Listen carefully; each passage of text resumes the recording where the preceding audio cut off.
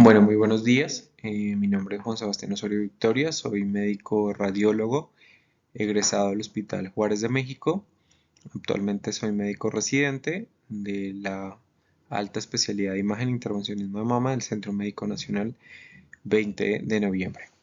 Cuando me invitaron a dar esta charla en este congreso, pues inicialmente fui como muy insistente de hablar de este tema, del carcinoma ductal in situ, y pues el día de hoy les voy a traer una revisión del estado de arte de este y que sepan del nuevo manejo de, del carcinoma ductal in situ. No podemos generalizar, no podemos decir que todos se operan. Sabemos que cada día la medicina, especialmente en mama, va a individualizar a cada paciente y definitivamente las cosas que más han cambiado ha sido el carcinoma ductal in situ. Entonces, por ende, la importancia de esta charla y espero que sea de mucho aprendizaje para ustedes.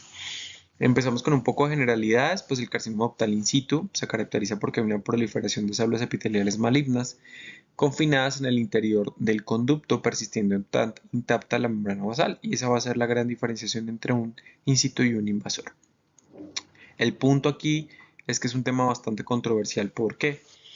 Porque existe una delgada línea entre la enfermedad benigna y la enfermedad maligna del carcinoma ductal in situ, con el carcinoma ductal in situ. Está ahí en ese límite entre lo benigno y lo maligno, y por ende lo hace un poco controversial, y aparte lo hace un desafío en la detención, el diagnóstico y el tratamiento. Por ende aquí jugamos un rol multidisciplinario. Es un poco controversial tanto para el médico radiólogo, tanto para el patólogo que nos va a dar el reporte histopatológico, y por ende pues para el médico quirúrgico, que va a ser el que le va a ofrecer al final el tratamiento a la paciente. Existe mucha variabilidad en su diagnóstico con los patólogos. Vamos a revisar la nueva clasificación del carcinoma ductal in situ, que ya es distinta a la que normalmente nos aprendimos hace algunos años. Es un importante factor de sobrediagnóstico y sobretratamiento en los programas de atención de cáncer de mama, y la importancia de definir los nuevos avances del carcinoma ductal in situ. Los nuevos enfoques de este es la introducción de un manejo no quirúrgico, o sea, no es operar a todas las pacientes, por medio de una vigilancia activa mediante un objetivo de reducir básicamente dos cosas: el sobretratamiento, el sobrediagnóstico y brindar opciones más personalizadas para cada paciente. En esta revisión, básicamente, que vamos a hablar es una actualización multidisciplinaria, porque nos vamos a ir desde lo más pequeño, desde la parte histológica. Vamos a hablar de la nueva clasificación con las que nuestros patólogos deberían de reportarnos los hallazgos de carcinoma ductal in situ a nivel de la histopatología, y los factores que pueden influir en las prácticas de imagenología mamaria en el presente y en el futuro. Vamos a hablar no solamente cómo se ve por masto, por ultrasonido, vamos a hablar también por mastografía contrastada, la importancia de la resonancia magnética en carcinoma ductal in situ y cómo hacer una vigilancia activa y un seguimiento en nuestros pacientes que no les van a ofrecer un tratamiento quirúrgico, y ahí la importancia que nosotros como radiólogos pues jugamos un papel fundamental. Un poco de epidemiología, pues la detención del carcinoma ductal in situ ha ido aumentando notablemente en los últimos años. Se dice que representa entre un 25 y un 40% de los cánceres detectados por mastografía. Esto evidentemente ha ido en aumento de la década de los 80 por la introducción de la mastografía, y pues cada día se realiza más tamizaje con esta, y pues cada día se detectan más carcinomas ductalis in situ. Del 2000 al 2014, si dividiéramos la incidencia del carcinoma ductal in situ por edad, de los 20 a los 44 años representa aproximadamente el 1.3%, de los 45 a los 50 años el 0.6%, y mujeres de 65 a 69 el 0.3%. Es decir, que se presenta cada día más en mujeres más jóvenes. Las características patológicas del carcinoma ductal in situ sí que son bien importantes. Sé que esto es un poco más de los patólogos, pero nosotros como radiólogos estamos en la obligación de conocerlo, de saberlo. Si dividiéramos el grado nuclear, divide el carcinoma ductal in situ en grado alto, grado intermedio y un grado bajo. El grado nuclear es la característica discriminatoria del carcinoma ductal in situ más importante, ya que se asocia al pronóstico de la enfermedad, el riesgo de la sobreestadificación del cáncer, para una sobreestadificación de un cáncer invasivo, si se va a recomendar un tratamiento quirúrgico, una incisión quirúrgica o no, y el método por el cual yo lo voy a vigilar activamente. ¿Listo? Sabemos que el grado nuclear también influye en las manifestaciones imagenológicas. Se dice que el 87% de los CEDIs tienen receptores de estrógenos positivos, lo cual pues es bastante importante porque no solamente va a haber una manifestación por imagen, sino que a nivel del tratamiento eh, esto va a servir para una terapia endocrina o hormonal ayudante. Los CEDIs con receptores de estrógeno positivos son los que normalmente dan manifestaciones con calcios, son los que se calcifican. De estos normalmente se pueden ver como calcificaciones lineales o calcificaciones pleomórficas.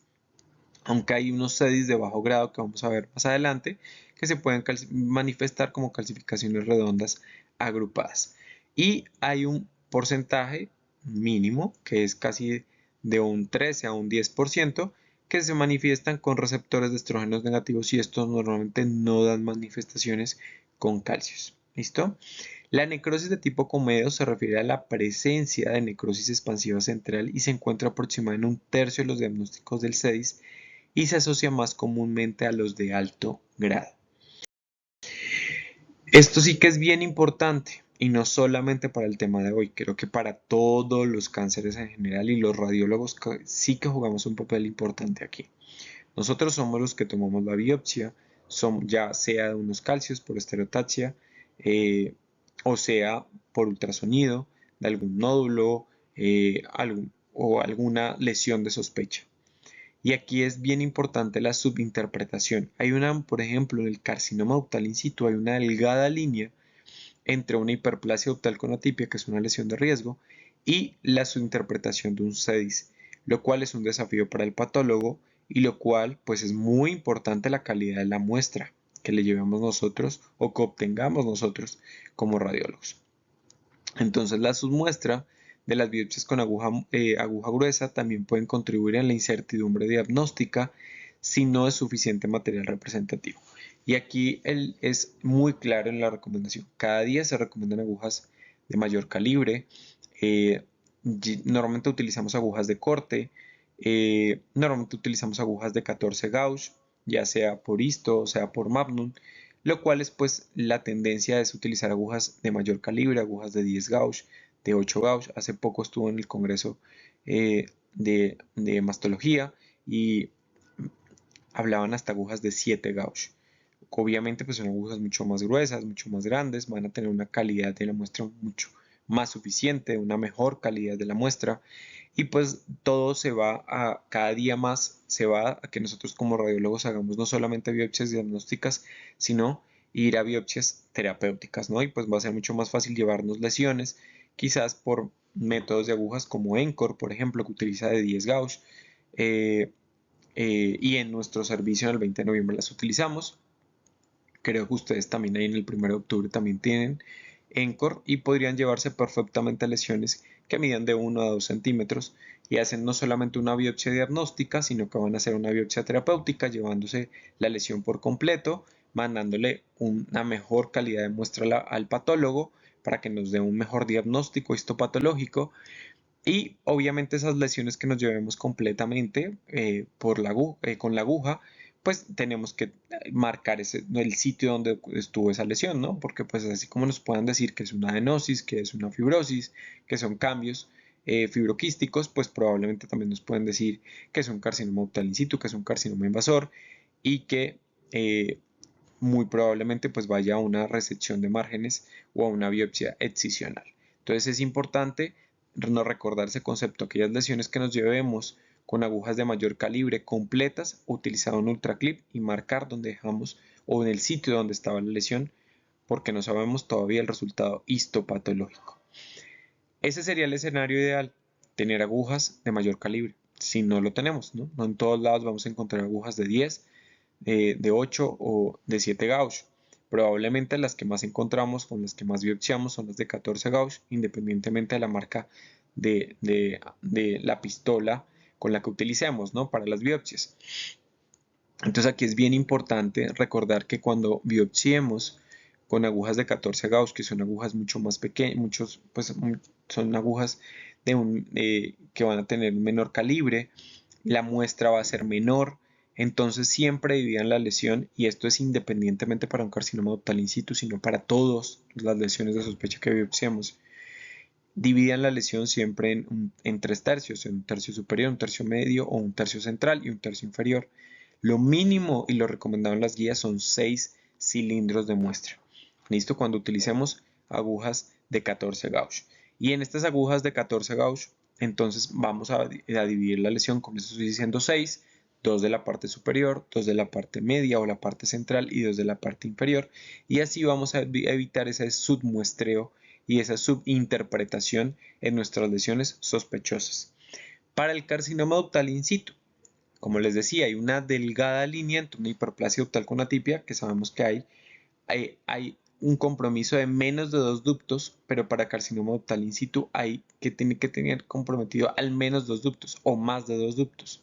Y el tamaño que sea al menos de 2 milímetros. Hace poco tuvimos un caso en nuestro hospital donde biopsiamos unos calcios sospechosos, unos calcios pleomórficos morfológicamente y de distribución lineal, y nos reportan que hay un carcinoma ductal in situ de 1 milímetro.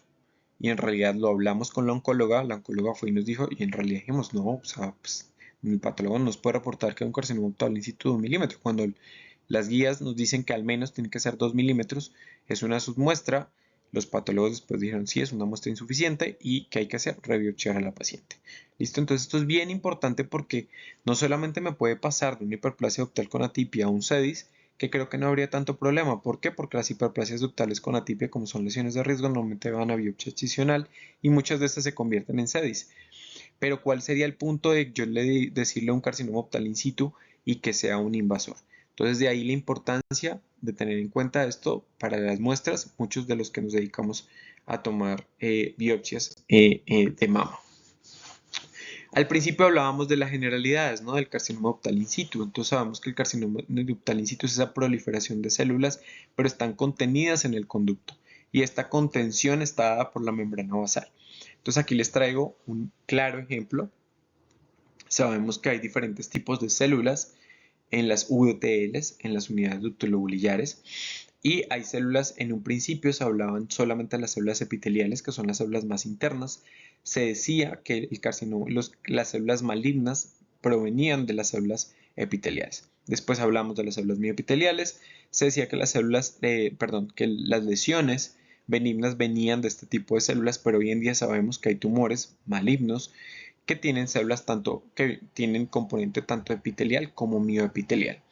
Y el último auge es de las membranas basales, las famosas células madre.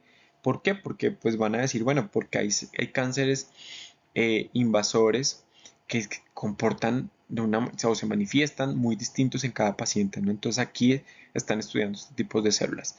Y sabemos que la diferencia o esa gran diferencia que nos va a dar entre un carcinoma ductal in situ y un invasor, ¿quién va a ser? Pues va a ser la famosa membrana basal. Va a ser esa barrera, el carcinoma ductal in situ, como ahí aparece en la gráfica, un conducto normal, y en un in situ va a haber una proliferación de células, pero están contenidas por esa membrana basal. No rompen esa barrera, lo cual iría hacia un invasor.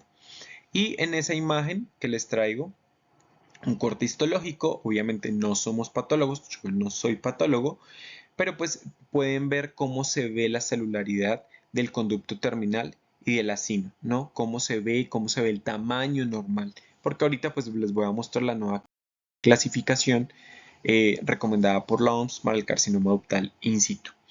Entonces, en algunos años atrás, creo que muchos nos aprendimos esa clasificación, si comeda o no comeda, si tipo papilar, micropapilar, cribiforme. Eso ya no tiene una utilidad eh, como un reporte histopatológico. Eso no me va a determinar a mí una conducta.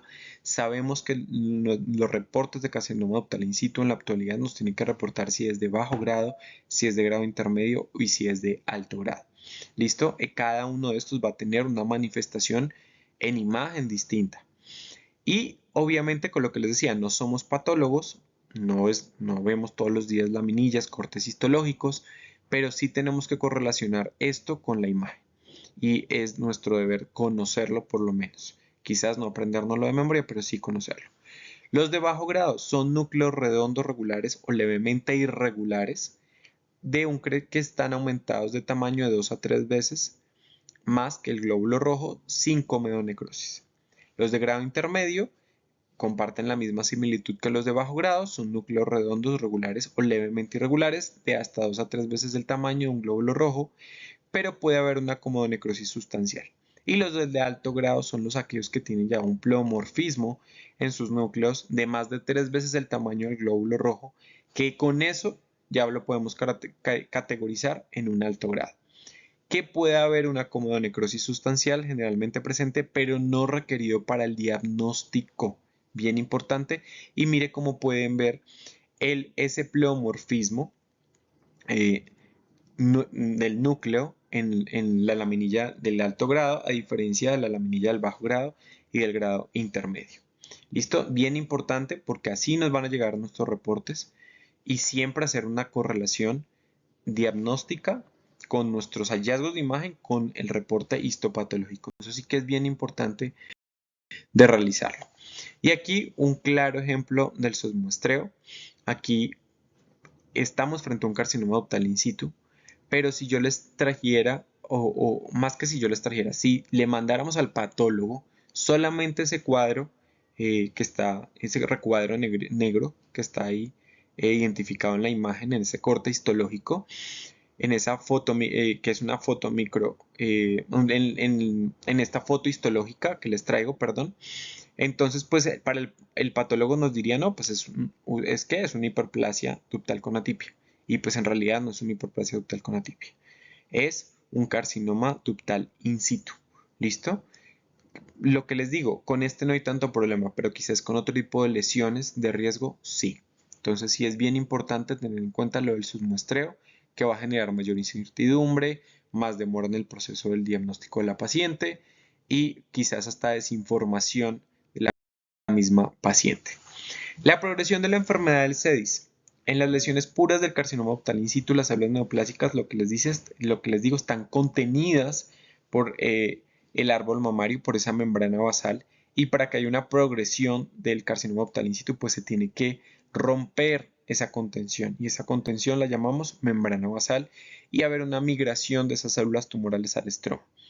El mecanismo por el cual esto ocurre hasta el momento es muy poco conocido, pero lo que les decía, mi presentación está basada en este artículo publicado en la revista Radiology en el 2021, la cual nos comenta que hay, digamos, dos tipos de linajes, un linaje independiente y un linaje directo, y a su vez este linaje directo lo dividen en la evolución de cuello de botella y una invasión multiclonal. Los del linaje independiente, ¿qué nos dice? Es que son completamente independientes. Yo puedo tener en células de un carcinoma ductal in situ y células de un invasor adyacente, las cuales tienen una proliferación y un crecimiento independiente. No es que las células de carcinoma ductal in situ se convirtieron a un invasor, no, es que son completamente independientes, van quizás adyacente en un crecimiento y muchas veces nos llegan reportes, ¿no? Nos dicen que es un carcinoma infiltrante de tipo no especificado, nuestros reportes histopatológicos con un componente in situ, por ejemplo. Y los de linaje directo nos dicen que uno de ellos es que en algún momento, algunos años atrás, era el más aceptado, que era el de la evolución de cuello de botella. Básicamente, ¿qué dice? Que es que empieza a haber una proliferación, es como si cogiéramos una botella y empezáramos a llenarla de canicas o de bolitas. Vamos llenando una bolita, una bolita, una bolita y a medida que empieza a llenarse esa botella, y va a haber un momento en que por algún factor epigenómico, esas células del carcinoma ductal in situ que estaban contenidas por esa membrana basal, fuera porque la paciente tuviera una mutación del P53, un BCA1, un BCA2, o la paciente tenía algún otro factor epigenómico, esas células se convertían en unas células de tipo infiltrante y estas iban a romper la membrana basal e iban a invadir el estroma adyacente. Esta, lo que les decía, la evolución de cuello de botella en algún momento fue la que más valor tenía. Pero hoy en día, pues sabemos todos los avances que ha tenido, especialmente la epigenómica, y pues se sabe que puede haber una invasión multiclonal y hoy en día es la más aceptada. Esta invasión multiclonal básicamente, ¿qué me dice? Es que yo puedo tener células tanto dentro del ducto como células in situ y células infiltrantes, y adyacente a este ducto puedo tener exactamente lo mismo, células in situ y células de tipo invasor, y en algún momento unas de estas dos van a romper la membrana basal y pues va a haber una invasión al estroma adyacente y pues va a ocurrir de un tipo pues mucho más agresivo. ¿Listo? Sepamos que existen estos modelos. Obviamente hoy en día no se conoce exactamente por qué en algún momento, porque se dice que muchos infiltrantes o invasores en algún momento fueron un in situ, pero pues no lo sabemos, ¿no? Puede que sí o puede que no. Pero pues que sepan que existen estos tres modelos. Hay una palabra clave aquí que nos tiene que llamar la atención. Creo que es muy manejado por los oncólogos médicos y los oncólogos quirúrgicos, el famoso Oncotype, que predice el riesgo de recurrencia de cáncer de mama después del tratamiento. Hace parte de las pruebas genómicas, no solamente el Oncotype, también está el MammaPrim, el PAM50, pero es bien importante conocerlo con nosotros como radiólogos. Sabemos que antes el tratamiento del cáncer de mama, pues sabemos que cada día es más individualizado por la heterogeneidad de la presentación de este tumor, y por eso hoy en día seguimos hablando de charlas, de congresos de cáncer de mama, porque no han podido combatir el cáncer de mama. O sea, la incidencia cada día es mayor. Entonces, en el Oncotype es una prueba la cual revolucionó, yo creo que cierta parte del tratamiento en las pacientes en el estudio Taylor, que de ellos miran dependiendo de la edad, si es menor o mayor a 50 años, y hay un score. Dependiendo de ese score, pues te van a dar la probabilidad de recurrencia y se va a decir si se beneficia o no se beneficia de la quimioterapia. Entonces sabemos que ya no va a depender la quimioterapia solamente de si es luminal A, luminal B, HER luminal o un HER enriquecido, o si es un triple negativo y este a su vez sea un basal light o no basal light, sino que a su vez también pues va a depender de diferentes pruebas genómicas que sepamos que existen, porque muchas veces nos van a llegar a nosotros como radiólogos. Hace poco una amiga por WhatsApp me hablaba y me decía, oye, mira, tengo una familiar, le sale un Oncotype de 11 y tiene menos de 50 años. Entonces, ¿qué significa esto? Entonces, muchos nos puede pasar, preguntarse, aunque existen, quizás leer un poco más. ¿Listo? Y ya teniendo en cuenta esta parte histopatológica, teniendo en cuenta y teniendo de ahora en adelante tener como esa imagen de cada vez que biopsiemos, de que tengo que hacer una buena biopsia, tomar de diferentes partes del nódulo, buena calidad de muestras para que no haya una subinterpretación de mi diagnóstico, y siempre lo que les digo, una correlación de la imagen con el hallazgo histopatológico. Si ustedes por imagen vieron algo feo, horrible y no les cuadra por histopatología, pues o que se haga una segunda lectura o que se haga una segunda biopsia o ver qué pasa o estudiar muy bien a la paciente. ¿Listo? Y dependiendo ya, pues vamos a hablar al fin y al cabo de los que nos competen, ¿no? ¿Cómo son los hallazgos por imágenes? La mamografía hasta hace poco pues es el método de detección más efectivo para el CEDIS. Hasta hace poco, porque hoy en día pues las guías internacionales hablan que el método más sensible y específico para el carcinoma ductal in situ, que no para todos los cánceres, es la resonancia magnética. ¿Listo? Pero sabemos que la reina de reinas para el tamizaje, para la detención del cáncer de mama en general global, ya olvidándonos del CEDIS, sigue siendo la mastografía. Sabemos que por mastografía podemos ver los diferentes tipos de manifestaciones del cáncer de mama, ya sea por microcalcificaciones sospechosas, por un nódulo, por distorsión de la arquitectura, por una asimetría. Entonces es bien importante que sepan esto, ¿no? No nos equivoquemos y nos llevemos cosas o conceptos distintos. Hace poco alguien me decía, no, es que el mejor método de tamizaje es la resonancia. No, no es el mejor método. Hay diferentes casos, hay que individualizar a cada paciente. No es lo mismo yo tener una paciente sin antecedentes de cáncer de mama, tener una paciente con un BCRA positivo y con una historia familiar o una carga familiar bastante pesada, ¿no? Que mi abuela se murió de cáncer de mama, mi tía, mi prima, mi mamá, mi hermana y pues yo, pues de qué me voy a morir, pues muy probablemente de cáncer de mama, ¿no? Entonces quizás a esa paciente le hagamos un seguimiento y quizás esa paciente sí empecemos con un seguimiento distinto a una paciente que no tenga esos factores de riesgo. Pero retomando el CEDIS, lo que les digo, el carcinoma ductal in situ, el 80% de ellos se manifiestan como calcios, con calcificaciones. ¿Cuál es el mejor método para ver calcios? Pues va a ser la mastografía. ¿Listo? El CEDIS se manifiesta, lo que les decía, el 80% de estos como calcificaciones asintomáticas, normalmente van a ser sospechosas de malignidad, tanto por morfología como por distribución. Aproximadamente la mitad de las calcificaciones tendrán una morfología de finas pleomórficas y lineales finas ramificadas. Se pueden presentar también una distribución agrupada. Normalmente los CEDIS de alto grado son los que se manifiestan con finas pleomórficas y lineales finas ramificadas, y de ahí va como el compromiso del ducto, ¿no? Que no revientan o no rompen la membrana basal, pero sigue la proliferación de estas.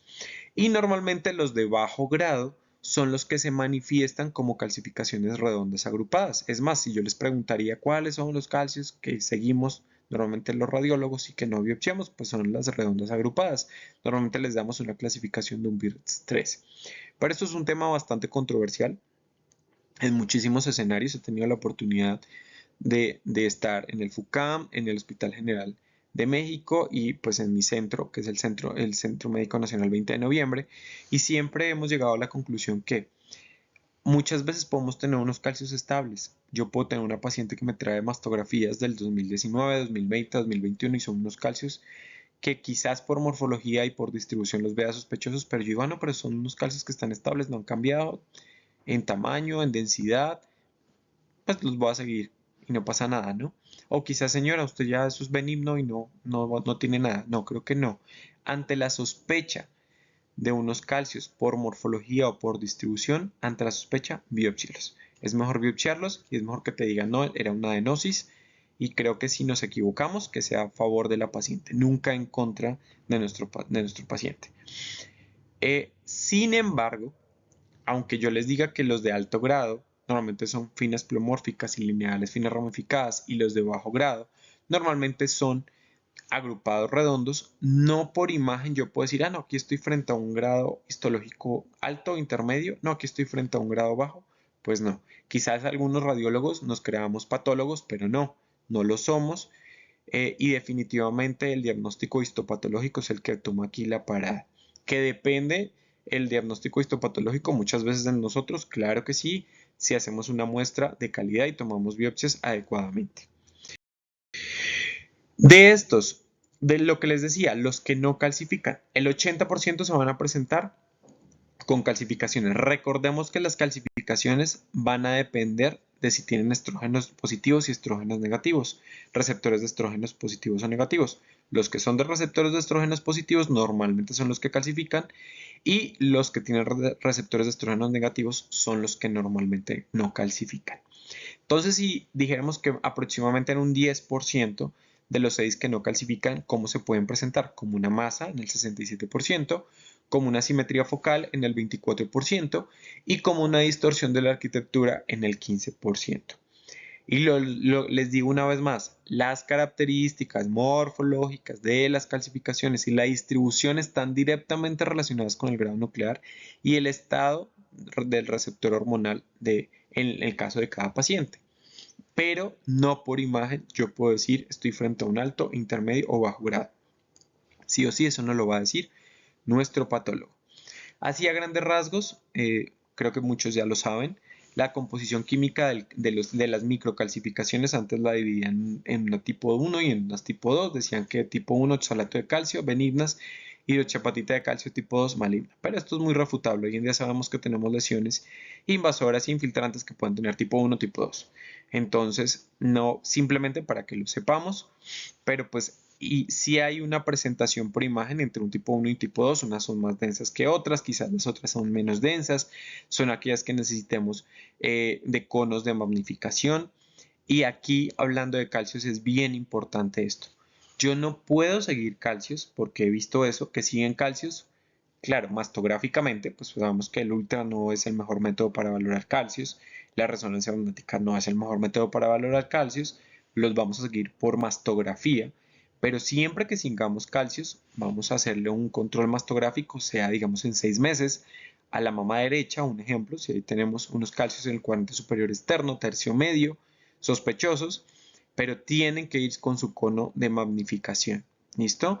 Y este cono de magnificación, lo recomendado por las guías internacionales, no es lo que diga el doctor Juan o lo que diga la doctora de tal lado, no, es con evidencia, es que los conos se tienen que hacer en dos proyecciones. Recomiendan en CC y en lateral. ¿Por qué? Porque muchas veces estoy valorando microcalcificaciones que están interpuestas y en el cono de magnificación que yo le hago en CC las sigo viendo interpuestas. Y muchas veces cuando las tomo el cono en lateral ya no hay una interposición de ellas y verdaderamente puedo hacer una valoración sobre todo de su morfología. Quizás su distribución no vaya a cambiar mucho, pero sí su morfología. Y sabemos que en las calcificaciones hay valores predictivos positivos que nos van a cambiar nuestro diagnóstico y seguimiento de las pacientes. Entonces recordemos aquí, para seguimiento de los calcios, si en algún momento vamos a seguir calcios, sea en lo que estemos hablando de carcinoma ductal in situ o no, magnificaciones y siempre CC y en lateral.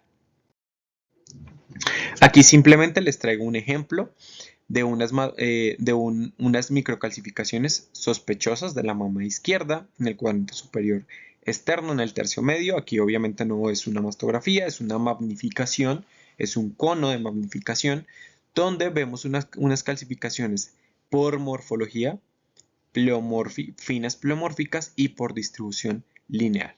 Obviamente ambas tienen un valor predictivo muy alto, sospechoso de malignidad, y la paciente se lleva a biopsia por una esterotaxia y sale un carcinoma ductal in situ de alto grado.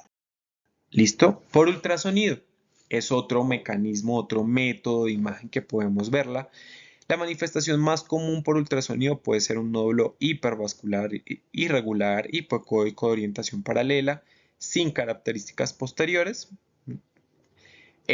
Puede haber un nódulo también como pseudoquístico. Esto normalmente refleja la distensión de la porción lobulillar de las unidades lobulillares ductales terminales. Y las anomalías ductales incluyen un aumento en el número de ductos por neogénesis, una aptasia ductal, un material ecogénico intraductal también se puede presentar. Es decir, que yo puedo estar frente a una aptasia ductal y puede ser un ductal in situ. Entonces, de ahí la importancia de siempre individualizar a cada paciente. A mí esta imagen en lo personal me gusta mucho porque dice que el 10% por ultra, ¿qué puedo ver? Nada. Si estoy frente a un carcinoma ductal in situ. Puedo ver calcificaciones aisladas. Para yo ver calcificaciones aisladas por ultrasonidos porque estoy frente a un grupo de calcios que normalmente va a ser muy evidente en la mastografía y de calcios de mayor tamaño.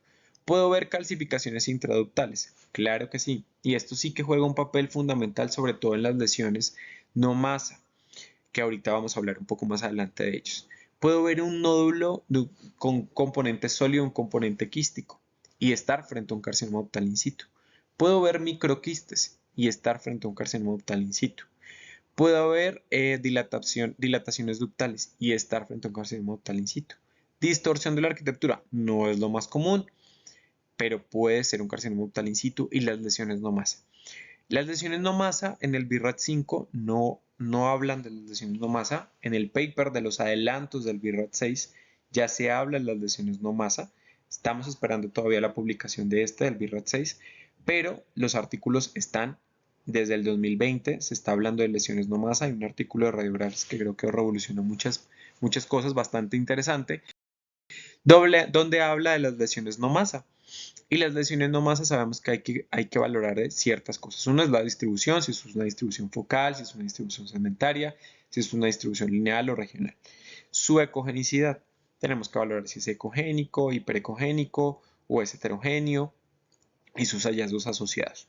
Entonces ahí, por ejemplo, en la primera imagen les estoy mostrando en la imagen A, una lesión no masa de distribución focal, que si yo les diría qué ecogenicidad tiene, pues está heterogénea, predominantemente hipoecogénica, que da sombra posterior. En la imagen siguiente es una lesión no masa, una distribución segmentaria, la cual tiene calcios dentro y se dice que aquellas lesiones no masa que se asocian a calcificaciones aumenta su valor predictivo positivo para sospecha de malignidad.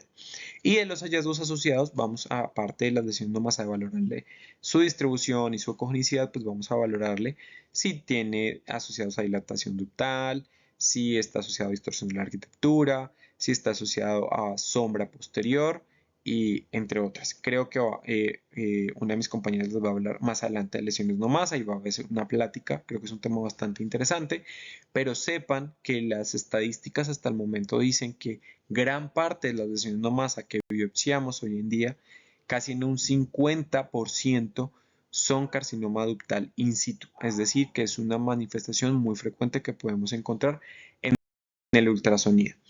Aquí les traigo como un claro ejemplo de cómo podemos verlas por imagen. Es la misma paciente, es el mismo caso.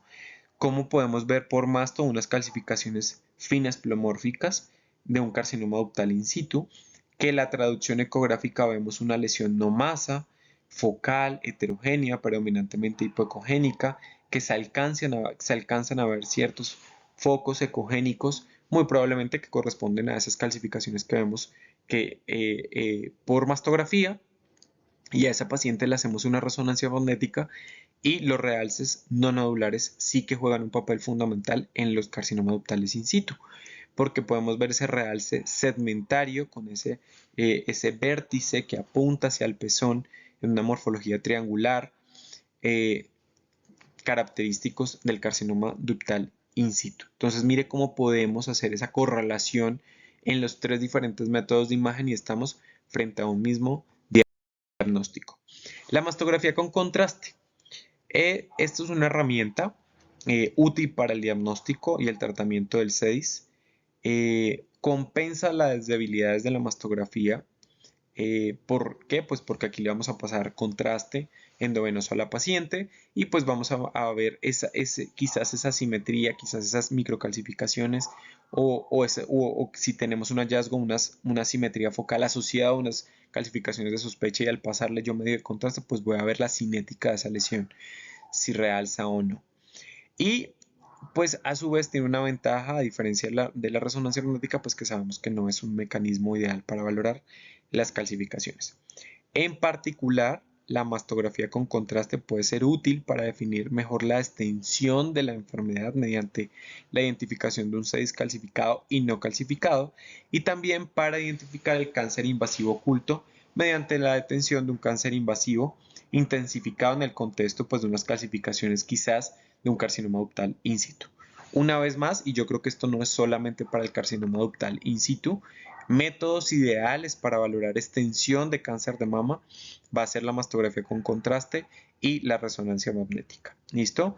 Pero para tamizaje de cáncer de mama sigue siendo la reina de las reinas la mastografía. Para que no se les olvide eso y se queden con ese concepto, por favor. Y aunque solo una pequeña cantidad de estudios retrospectivos, no hay muchos estudios si buscamos en la literatura, de que se haya hecho estudios retrospectivos sobre mastografía con contraste en el carcinoma ductal in situ. Hasta la fecha son muy pocos, se dice aproximadamente pueden haber estudios con ciertos pacientes o ciertos casos de carcinoma ductal in situ entre un 19 a un 35 casos, lo cual es pues muy poco en la población. Pero ¿cómo se vería un carcinoma ductal in situ con una masto contrastada? Pues veríamos realces no nodulares en el 60 al 80% y de una distribución segmentaria y una distribución lineal según el número de conductos o lóbulos afectados. ¿Listo? Entonces, esto es una particularidad que va a jugarla con la resonancia magnética. Aquí tenemos un ejemplo de una mastografía contrastada. La primera imagen, la imagen A, es la mastografía de baja energía, es la mastografía que estamos enseñados a ver, una mastografía digital. Y en la imagen B y C son mastografías con contraste, son las de alta energía. Y así como tenemos secuencias y tenemos para el realce paramagnético en la resonancia magnética, valga la redundancia, de unas curvas o una administración al contraste temprana y tardía, pues en la mastografía con contraste también. En la imagen A, en la imagen B, perdón, es una mastografía con contraste en una fase temprana y en la imagen C es con una fase tardía. ¿Qué vemos en la mastografía de baja energía? Que es la imagen A. Obviamente aquí lo reportamos como una asimetría. No podemos hablar de asimetría, pues porque no les traigo la mama contralateral, pero sí se ve claramente, señalado con la flecha, una imagen lineal hiperdensa, la cual nos llama la atención, ¿no es cierto? Le hacemos una mastografía con contraste y evidentemente vemos ese realce no nodular de una distribución lineal, tanto en la fase temprana como en la fase tardía, y esta paciente se lleva a biopsia y resulta un carcinoma ductal in situ de alto grado. La resonancia magnética, esto no lo digo yo, esto lo dice la evidencia, la ciencia, los estudios, porque en algún momento tuve la oportunidad de dar esta charla y casi me como en vivo, pero la resonancia magnética es el método más sensible, más exacto para la detención del carcinoma ductal in situ. Se manifiesta más comúnmente como un realce no nodular y como nódulo es menos común. Se cree que la mejora del CEDIS, ¿por qué es tan sensible este método? Pues dirán ustedes por qué, porque se debe a esa permeabilidad de la membrana basal y vascular como resultado de ese gadolinio que se acumula dentro de los ductos, dando un confinamiento a los ductos galactófonos. ¿Cómo se va a manifestar? Lo va a compartir, se los dije anteriormente, con la mastografía con contraste, como un realce no nodular en el 60 al 80% de los casos, de una distribución segmentaria o lineal según el número de conductos o lóbulos afectados. Lo que les decía es el método de mayor sensibilidad para la detención del CEDIS, muchas veces hasta anticipándose para la mastografía. ¿Listo? Sobre todo los que no calcifican, porque sabemos que el 80% de la manifestación del carcinoma ductal in situ va a ser con calcificaciones. ¿Listo?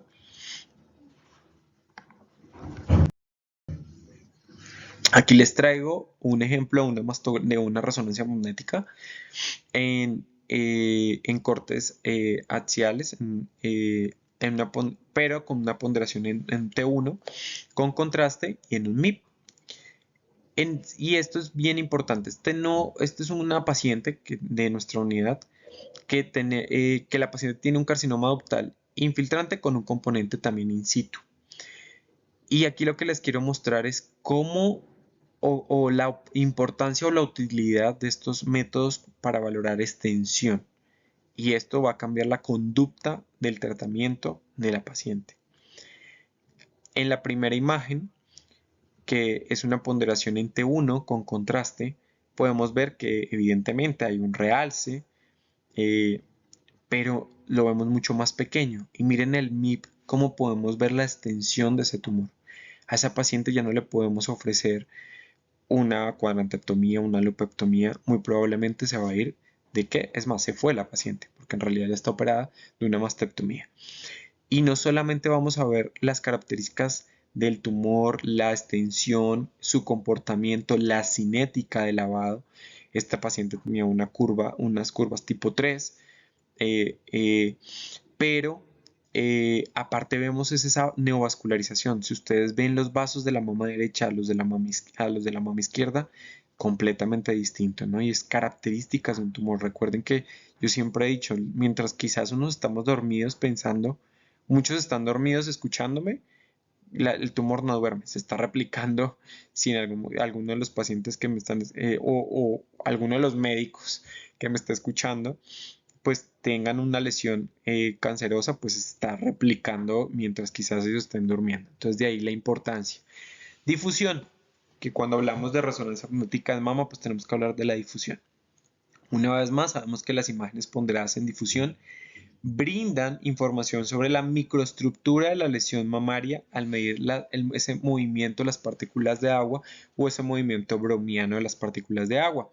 Se ha encontrado o se sabe, las personas que pues interpretamos resonancia magnética de mama, sabemos que cuando hacemos el CDA, esos CDAs que son muy bajos, menores a 1.2, estamos frente a una lesión maligna. Pero para el CEDIS no hay valores tan bajos como 1.2 para las lesiones malignas. Normalmente el CEDIS tiende a ser con unos CDA muchos mayores, muchos más altos que 1.2, pero no tan altos como el parénquima normal.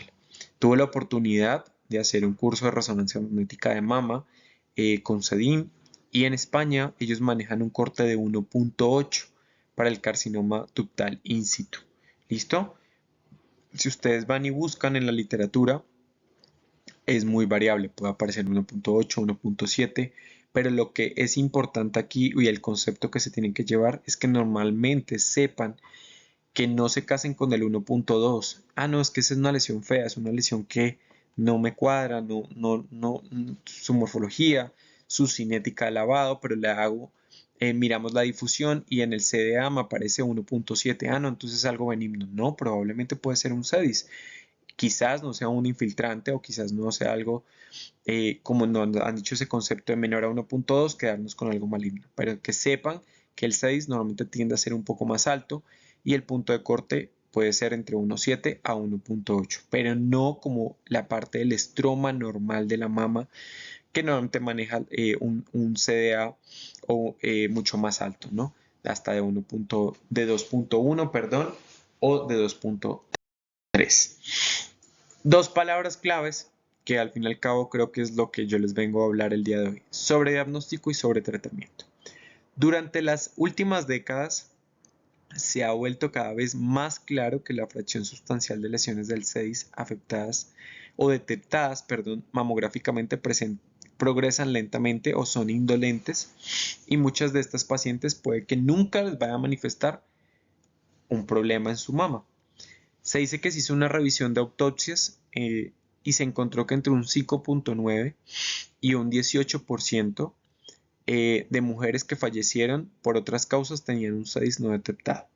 Pero desde el 2009, imagínense, desde el 2009, hace algunos años atrás, bastantes años atrás diría yo, y apenas hasta ahora estamos hablando de ese concepto del carcinoma ductal in situ que puede tener una alternativa al tratamiento quirúrgico, que es esa vigilancia activa y ese seguimiento. Pero desde el 2009, en la conferencia sobre el estado de la ciencia de los Institutos Nacionales de Salud, se hizo el llamado a atención para que la comunidad oncológica mamaria hubiera una reducción sobre el diagnóstico y el sobretratamiento del CEDIS, aunque eso ha sido, pues no, desde el 2009 lo dijeron, pero pues hasta el momento se dijo, pero hasta el momento pues sigue igual. ¿Listo? Entonces de ahí no hay ningún cambio, pero la importancia de esto es que sepan que hay una alternativa D. Una encuesta sobre los radiólogos coincidió que el 6 es el principal impulsor sobre el diagnóstico de cáncer de mama y proporcionó estimaciones del 30% para bajo grado y 4% para alto grado. Y el sobretratamiento resultante del 6 no progresivo puede causar daños sustanciales y reducir significativamente la calidad de vida de nuestras pacientes sin reducir la mortalidad por cáncer de mama. Porque al fin y al cabo eso es lo que buscamos, ¿no? Reducir la mortalidad de cáncer de mama. ¿Yo para qué le voy a hacer quizás una mastectomía a una paciente que nunca vaya a presentar un síntoma o una manifestación? Entonces de ahí la importancia de que sepan que hay una vigilancia activa. Yo pienso que esto no depende de nosotros como radiólogos, y no es que lo piense, estoy 100% seguro, sino que esto es un manejo multidisciplinario. No es que el oncólogo diga, no, es que yo no la voy a operar porque es que el radiólogo dice que yo la puedo seguir. No, yo creo que es un manejo multidisciplinario entre los radiólogos que nos dedicamos a valorar lesiones de cáncer de mama. El patólogo juega un papel fundamental porque él es el que nos va a decir si es de un bajo grado, un grado intermedio o un alto grado. Y los médicos oncólogos juegan un papel también fundamental. Al fin y al cabo son los que ellos van a ofrecer un tratamiento. Y que no le pase lo que hace algunos meses vi a un colega, le llegó una paciente con un CEDIS, no la operaron y la han mandado para seguimiento. Y una vez el radiólogo dijo, pero ¿cómo no lo operaron? ¿Pero por qué el oncólogo no lo operó? ¿Por qué no le quitaron su mama? Pues yo creo que deberíamos de omitir ese tipo de juzgar a nuestro colega, empezando que creo que eso está muy mal. Y dos, pues que quizás el oncólogo es el que estaba informado y está actualizado, y quizás el radiólogo obsoleto es el que no está con la información y que no sepa que hay una alternativa de vigilancia y de seguimiento para el carcinoma ductal in situ. Desgraciadamente, debido a la gran mayoría de las pacientes reciben tratamiento quirúrgico, después del diagnóstico del 6 existen datos limitados sobre la historia natural del carcinoma ductal in situ y el alcance sobre el tratamiento de esta. Un estudio de riesgo de cáncer de mama más reciente en mujeres que no se sometieron a cirugía después del diagnóstico del 6 estimó que el riesgo de cáncer invasivo ipsilateral a 15 años era más bajo, en el orden del 10 al 20%. Y el riesgo de cáncer invasivo posterior en la misma mama parece depender según el subtipo de lesión, teniendo un riesgo reducido en las lesiones que no son de alto grado, es decir, aquellas que tienen un grado nuclear 1 o 2 y las que tienen receptores hormonales positivos. Normalmente esas pacientes se pueden dar terapia con tamoxifeno o inhibidores de aromatasa. La vigilancia activa es una estrategia de manejo alternativa del 6 que tiene como objetivo reducir el tratamiento para reducir el sobretratamiento. Bien importante esta frase con negrilla, ahí este párrafo que les puse. En lugar de la cirugía inicial, con posible radioterapia, la paciente se someterá a un seguimiento mamográfico estrecho, puede recibir terapia hormonal, lo que les decía anteriormente, con tamoxifeno e inhibidores de la aromatasa, y el objetivo de la vigilancia activa como estrategia de manejo es identificar a mujeres que nunca necesitarán de cirugía, a aquellas que en algún momento lo puedan requerir en una fecha posterior. Aquí simplemente quiero mostrarles que hay, lo que les decía anteriormente, no se sabe la historia natural completa o claramente del 6 porque casi todas las pacientes posteriores al diagnóstico de un carcinoma ductal in situ, independientemente que sea de bajo grado, grado intermedio o alto grado, terminan en cirugía. Pero cada día se está enfocando pues a que no haya una vigilancia activa, que se sigan a estas pacientes, que no haya un sobretratamiento de estas pacientes y sepan que existen 4 ensayos multicéntricos actualmente diseñados para identificar el riesgo del 6 que va a pasar o del carcinoma ductal in situ al que se va a convertir en un invasor, porque yo creo que ese es el mayor temor, ¿no? Y es de todos, de la paciente, del oncólogo, del radiólogo, del patólogo, de todos nosotros como equipo multidisciplinario. Entonces sepan que existe el estudio COMET, que es de Estados Unidos, de USA, el estudio LORIS en Reino Unido, el estudio LOR en Países Bajos y el estudio Loretta en Japón. Hasta el momento no se han concluido estos estudios. Sepan que existen, no se dejen meter los dedos a la boca, como normalmente popularmente se dice, que no hay un estudio de evidencia, no, sí existen estudios, están en este momento estudios, no sabemos sus conclusiones finales, pero sí hay unos adelantos que se han reportado en la literatura y se los traigo para el seguimiento, pero que sepan que existen. Todos los pacientes sometidos a vigilancia activa tienen algún riesgo de progresión a cáncer invasivo y la estrecha vigilancia por imágenes, sea por mamografía, sea por mastografía contrastada, sea por resonancia magnética, ya sea cada 6 o cada 12 meses, está diseñada para detectar la progresión a cáncer invasivo lo antes posible y así mejorar cualquier cambio en el pronóstico de nuestras pacientes. ¿Qué dice o preliminar? Porque no hay unas conclusiones finales, pero sí hay unos comentarios preliminares en el estudio COMET, el estudio LOR y el estudio LORIS. Se dice que se recomienda biopsia para cualquier nuevo hallazgo sospechoso según los radiólogos. Ok, estoy siguiendo unas calcificaciones que ya las biopsié. Me dijeron que era un carcinoma ductal in situ de bajo grado. Lo estoy siguiendo. No operamos a la paciente. Pero veo una nueva masa que no la tenía antes y en el seguimiento la detecté. Una distorsión de la arquitectura. La densidad aumentó. Hubo un aumento de la extensión, un aumento de 5 milímetros en la extensión de la calcificación en el eje largo. Criterio para rebiopsiar a esa paciente. O un aumento en el eje longitudinal de la calcificación mayor al 30%. Se debe de biopsiar a esa paciente. Entonces sí que es bien importante esto, porque muchos de nosotros ni siquiera simplemente valoramos las calcificaciones y a ojo, no, pues las estoy siguiendo, yo las veo igual. puede que usted las vea igual y puede que usted hoy esté cansado y las vea exactamente igual a la otra, o por la pereza, o por el afán, por la cantidad de pacientes que tenga.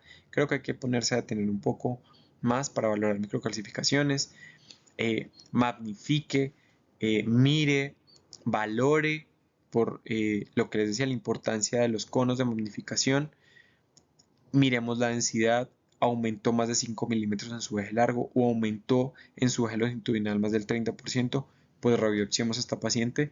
Quizás de un bajo grado pasó a un alto grado, o quizás de un 6 pasó a un invasor. ¿Listo? Eso es lo que nos dice preliminarmente Comet, LOR y LORIS hasta el momento. Y creo que es una recomendación que debemos de seguir los radiólogos. Que no nos pase lo de Homero, ¿no? Pues bueno, ¿y qué hago, no? Sobre diagnóstico, sobre tratamiento. Lo que les decía, esto no depende de nosotros solamente como radiólogos, esto es un equipo multidisciplinario. No va a depender de nosotros si decimos sí, sí o no, no, depende de muchos factores de individualizar a cada paciente, depende de la histología de cada paciente, depende de del seguimiento, cómo lo podemos hacer, si tenemos o no tenemos la resonancia magnética a la mano, o si no, pues con mastografía, y si vimos la lesión por ultrasonido, pues por ultrasonido. Pero para concluir, la detención, el diagnóstico y el tratamiento de carcinoma ductal in situ sigue siendo un desafío para los radiólogos, patólogos y cirujanos de mama por igual, especialmente en el entorno preocupados sobre el sobrediagnóstico y el sobretratamiento. Este cuadrito sí que me gusta. Los radiólogos desempeñan un papel importante, yo diría fundamental, en garantizar que la inscripción y de la vigilancia activa sea más segura para nuestros pacientes, identificar cuando los pacientes pueden estar en riesgo de progresión de la enfermedad, porque ni siquiera sabemos cómo seguirlos.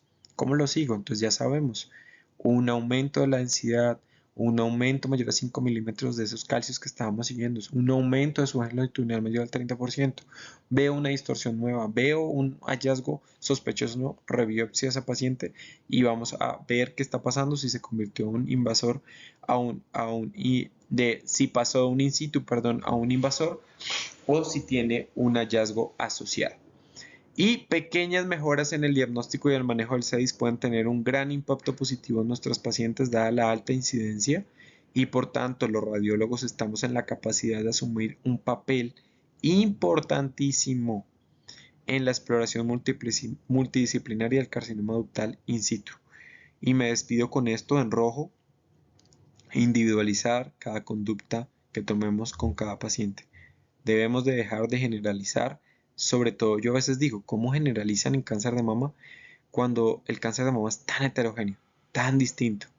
Alguien hace poco me decía, el cáncer de mama tiene palabra. Creo que sí, no tiene palabra. Se manifiesta como quiere. Muchos podemos decirnos que parece un luminal A y resulta que se ve o histopatológicamente nos dicen que es otra cosa, o muchas veces no se manifiesta como quiere, se presenta como quiere, como distorsión, como nódulo, como calcios, como engrosamiento dérmico en el caso de los inflamatorios, como un simple ganglio en los casos de los ocultos, mejor dicho, como quiera. Entonces es bien importante tener en cuenta esto, individualizar cada paciente, cada caso. No es lo mismo tener un carcinoma ductal in situ de bajo grado, de un alto grado. No es lo mismo saber que yo puedo seguir a la paciente con resonancia, con mastografía contrastada, o una mastografía convencional, o con ultrasonido. ¿Listo? Entonces sería todo por mi parte. Cualquier duda, cualquier inquietud, lo que les digo, creo que es un tema bastante controversial. Ojalá esto lo escuchen no solamente los radiólogos, sino también los oncólogos, los patólogos. Y pues nada, cualquier duda, con mucho gusto estaré para responderla. Gracias.